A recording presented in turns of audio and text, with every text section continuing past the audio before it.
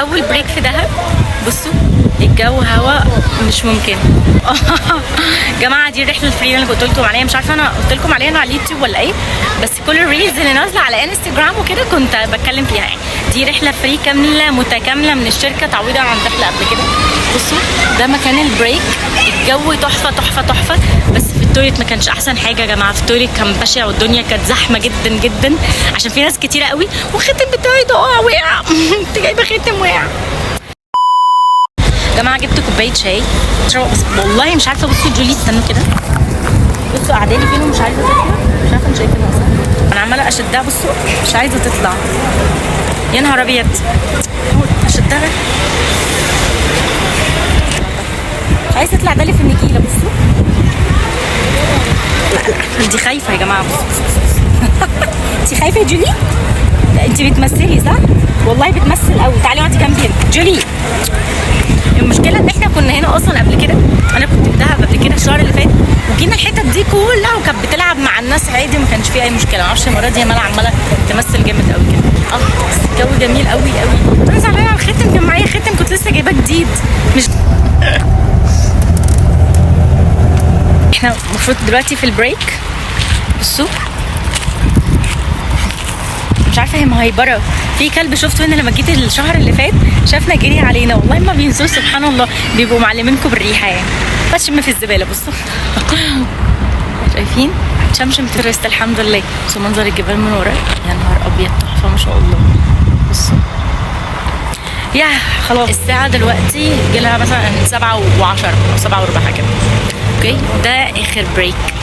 انا مبسوطه ان ده اخر بريك، بس زعلانه عشان احنا كده هنوصل بدري والتشيك ان بيبدا من الساعه 12. في كلب هناك ممكن يجي علينا.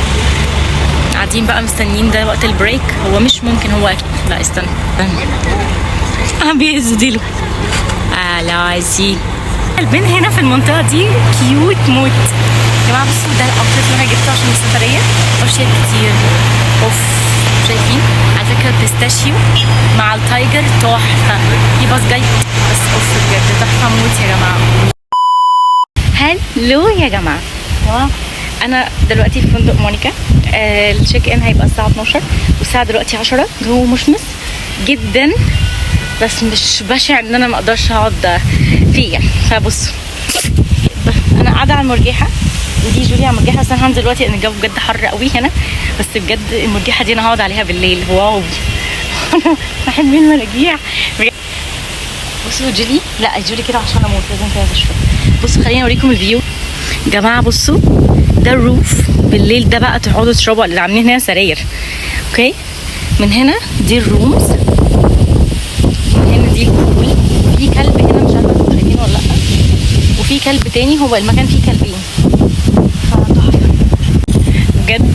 انا لما كنت في لوكيت المره اللي فاتت عديت، انا بعدي عاده في دهب على كل الفنادق، كنت عايزه اصلا انزل في مونيكا بس كان كومبليتد يعني ما كانش في مكان. ف جماعه انا هنا في مونيكا. ده اوتيل صغنطه كده بستايل مغربي، بس انا اول مره اعرف بصراحه ان هم عندهم مرجيحه، وانا عارفه ان هم عندهم روف، واول مره يقولوا روحي عطشانه انا هنزل اشربها دلوقتي. المرجيحه دي بالليل تبقى خطيره والصبح بدري كده. واو تشيك ان كمان ساعتين، بس انا هنزل تحت لان بجد مش قادره. المرجيحه بجد جميله. هنزل عشان جولي سخنه، فلا مش هينفع نستنى اكتر من كده. في كلب واقف تحت. يا جماعه بصوا المكان انا عايزه اقلبكم. بصوا خطير يا جماعه، الديكوريشن تحفه. جولي عماله تلف. استنى يا جماعه جولي عماله تلف بيا هتوقعني على الارض. في كلب هنا شايفينه. يلا يلا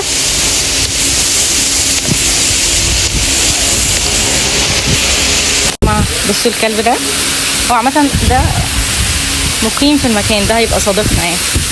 ادي جولي بصي ده شكل الرومز. في واحد هناك قاعد اهو.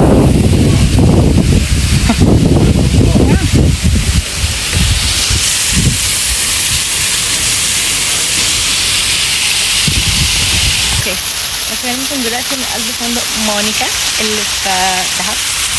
بصوا روز مغربي. مش كده كنت عايزه اجي هنا قوي، الحمد لله انا هنا اهو. بس مستنيين بقى التشيك ان. ده البول بقى الاوتفيت بتاع النهارده تايجر. الجو حر قوي فقلت لا هقعد عند البول، جايبه هوا حلو قوي. اوكي اهو فمستنيين تشيك ان وبعد كده هنبدا او مستنيين تشيك ان عشان ادخل واغير وابدا اجهز.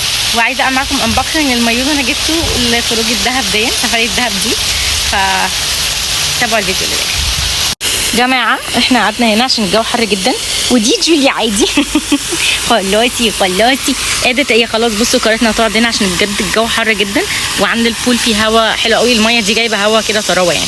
فاحنا قررنا ان احنا نقعد هنا لحد الرومز ما تبقى جاهزه، وبعد كده نتحرك على. جماعه انا عايزه اقول لكم ان انا جبت مايو مختلف تماما للسفريه بتاع الدهب دي، وعايزه بجد اعمل له انبوكسنج معاكم، فكملوا الفيديو الاخر عشان هخش افضي الشنطه كلها معاكم.